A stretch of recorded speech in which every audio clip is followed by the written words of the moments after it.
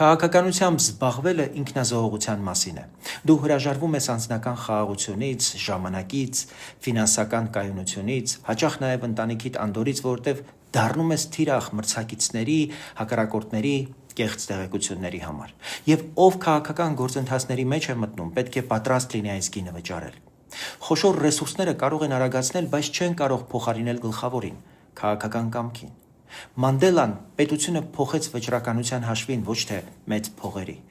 Արևելյան Եվրոպայի ժողովրդավարական շարժումները հաղթեցին ոչ թե մեծ ռեսուրսների, այլ մարդկանց համախմբելու կարողության շնորհիվ։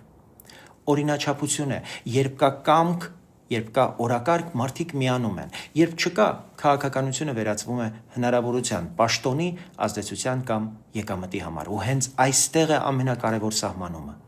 Քաղաքականությունը միջոց է, քաղաքականությունը պատասխանատվություն է։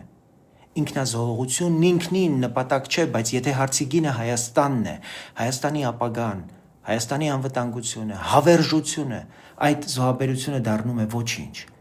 բնական ու անխուսափելի։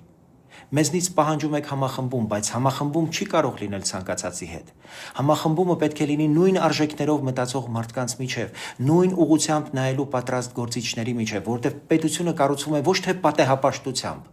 այլ սկզբունքներով և ամենակարևորը՝ կամքով։